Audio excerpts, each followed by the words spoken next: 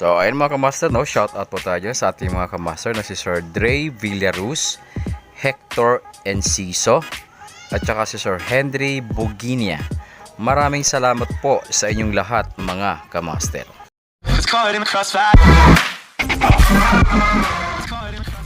So, ayun mga kamaster, na Bismillahirrahmanirrahim. Assalamualaikum dyan sa ating mga kababayan sa Middle East, maging sa iba't ibang panig ng ating daigdig na inaabot ng ating video na to.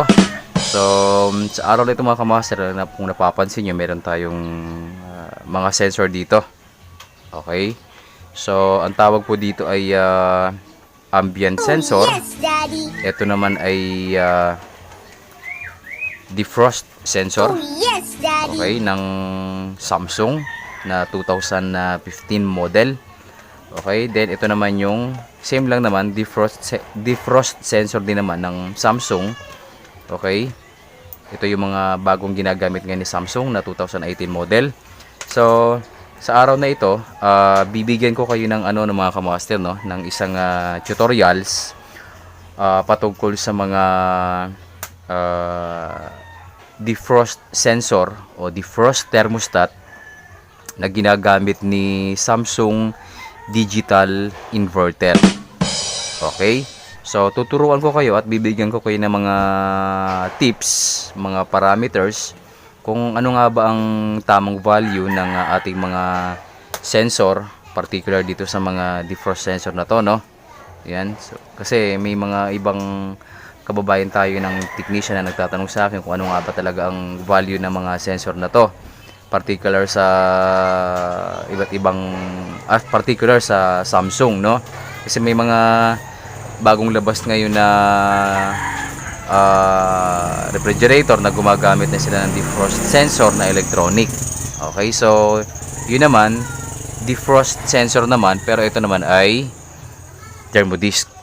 Okay, so gumagamit tayo ng mechanical na defrost sensor na sa pamamagitan ng thermodisc at saka ng mechanical defrost timer. Okay, then thermostat. Okay, so yan ay mga mechanical component ng isang refrigerator. Automatic siya, pero mechanical operated, ika nga, no.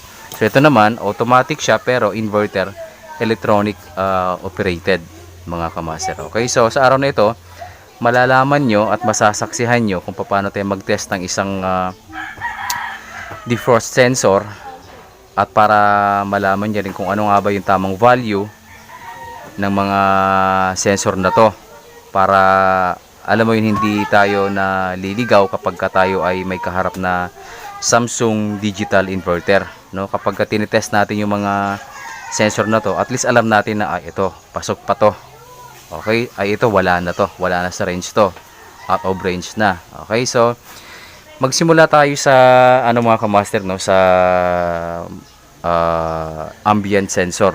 Okay, so kapag nakakita tayo ng ambient sensor, ito ay nakatanim sa may ibaba ng ng ating motherboard ng Samsung digital inverter, no. So ang sinesense nito yung ambient sensor. So wag po natin itong babaliwalain kasi sa napakaliit na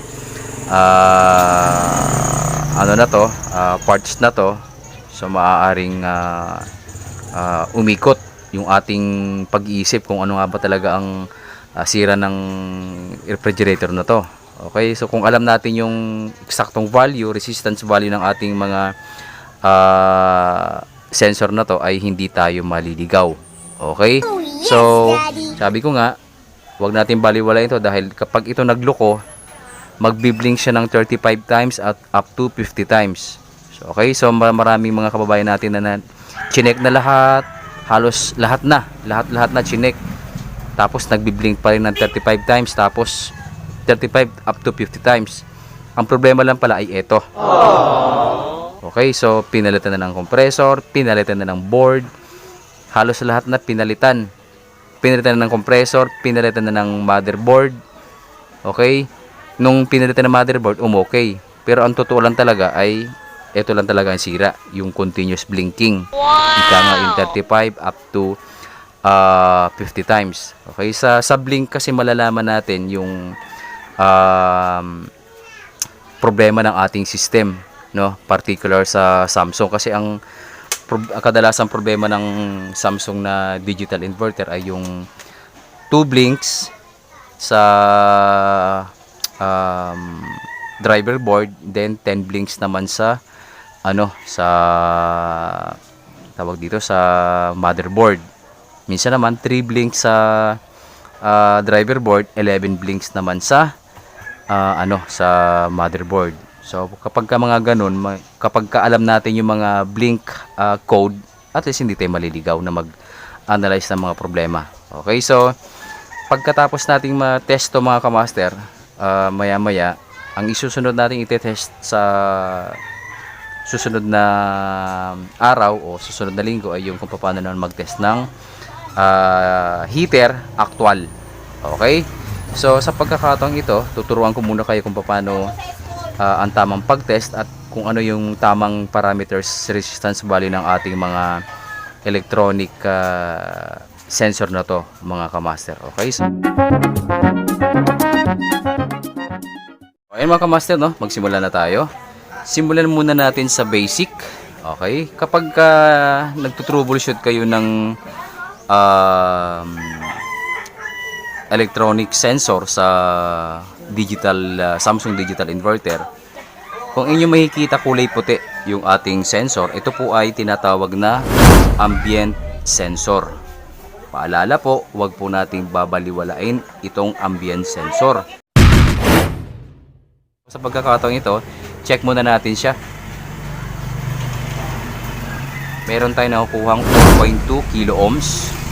Okay, so pasok na pasok to itong ambient sensor natin. Then ito namang isang ambient sensor, check din natin.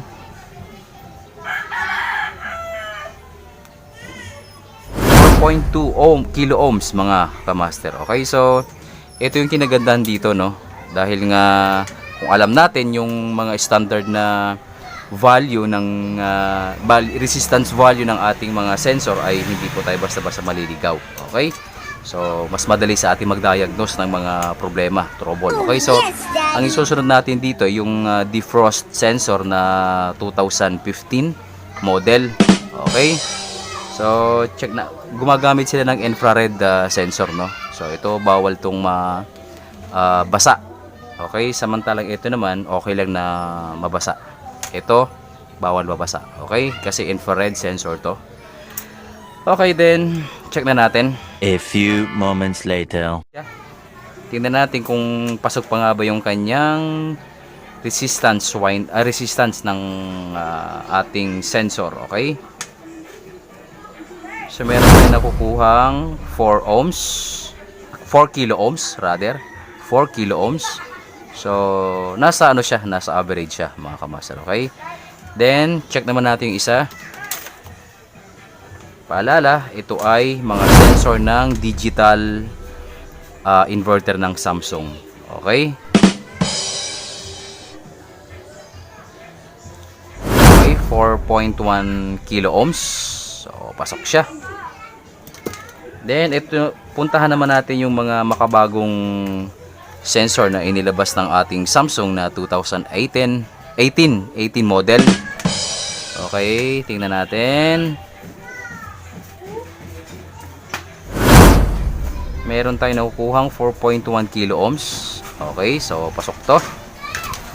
Ito namang isa, kulay puti yung sensor niya. 4.1 kilo ohms. Okay, so pasok to. Ito namang isa. So pansin nyo, wala siyang kasi pinang-test ko to mga kamaster sa ibang unit.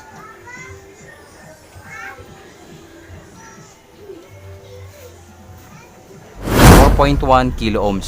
So pasok siya. Kung mapapansin nyo kasi, pinang-test ko to sa Samsung na inverter na aircon. So gumana naman siya. Okay, then since natapos na tayo mga kamaster, at least alam niyo yung alam niyo yung mga standard parameters ng ating mga sensor sa digital inverter ng Samsung. Okay, so puntahan naman natin yung ito. yung heater niya. Okay, so dapat alam na, pagdating sa mga heater naman, dapat alam natin yung mga resistance value ng ating mga heater. Okay?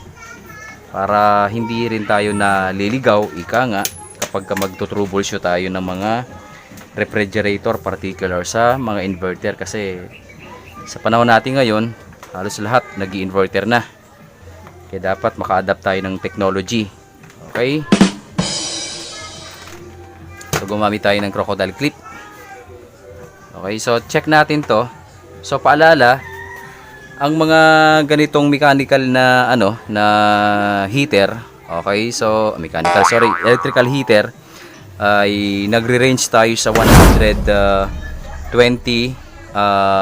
ohms to 500 ohms, mga kamaster. Okay, so check na natin.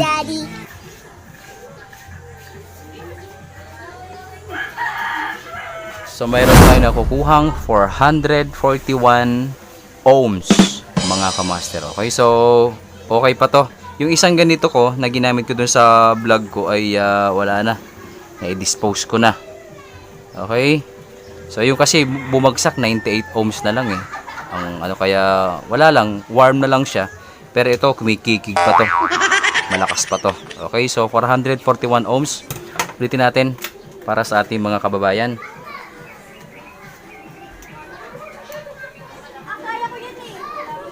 441 ohms. Okay pa to. Then check din natin tong heater din ng Samsung. Okay. Para at least mga kamaster may idea kayo sa mga resistance value pagdating sa heater at saka sa mga sensor. Okay? Oh, yes, Daddy. Meron tayo nakukuhang 502 ohms. Okay, so 501 ohms. So sabi ko nga, dapat magre-range tayo ng at least 120 ohms to 500 ohms. Okay, so 1 point lang yung sobra niya. Okay, so kahit pa paano, pasok pa rin naman to. Pasok to. Okay, so kalit-lit na heater pero 501 ohms. Okay, so sunod natin yung isa.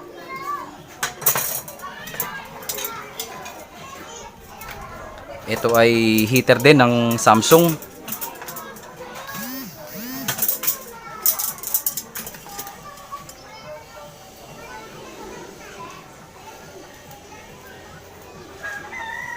Meron tayo nakukuhang 250 ohms.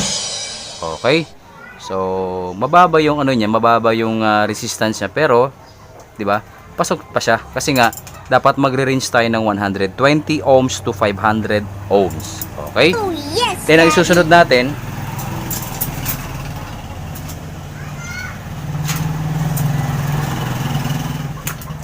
eto. Okay, yung kanyang one set na, kumbaga ito salpakan na lang talaga to eh, no? So check natin yung kanyang heater. Ito yung heater. Kung pasok pa nga ba.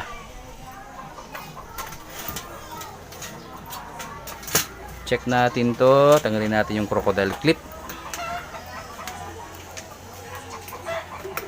Okay. Check natin yung heater. Yung kulay ng heater ay dalawang brown. Yan. Dalawang brown. Yan, dalawang brown. Tatakpan yung tester natin. Dalawang brown. Nasa isang brown. Ito. Ito. At saka ito. 446 ohms. 445 ohms, mga kamaster. Okay? So, good na good pa itong ating heater. So, okay pa to, mga kamaster. A few moments later.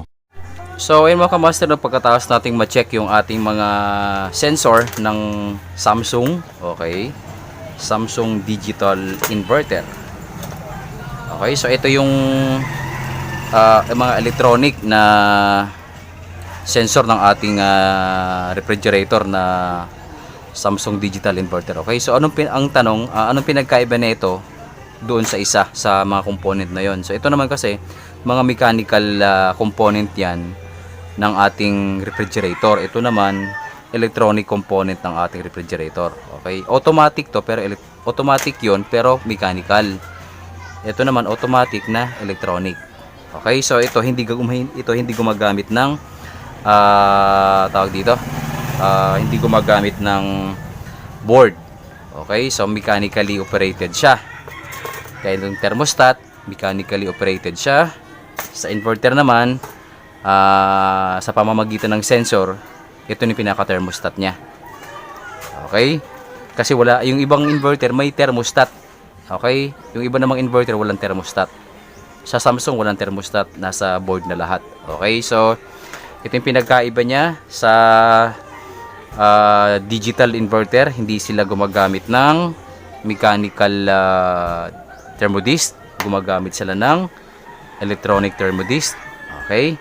So, ito naman, hindi sila gumagamit ng mechanical thermostat. Gumagamit din sila ulit ng defrost thermostat.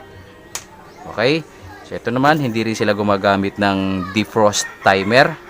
Okay? Kasi, ito na yung nandito na lahat ng command. Okay? So, relay type siya. Hindi siya timer type. Okay? So, yan mga kamaster, no? Sana po nakatulong itong ating munting tutorial sa araw na ito sa ating mga kababayan na technician na kapag tayo ay mag-troubleshoot, particular sa Samsung digital inverter, at least alam nyo yung mga standard parameters ng ating mga sensor. Okay? So, hanggang sa muli po mga kamaster, no? Sundan niyo po ang aking mga video tutorials upang updated po kayo sa mga aking video na aking ina-upload. Okay? So, maraming salamat po sa inyong lahat mga kamaster at magandang araw po ng Lunes sa inyo.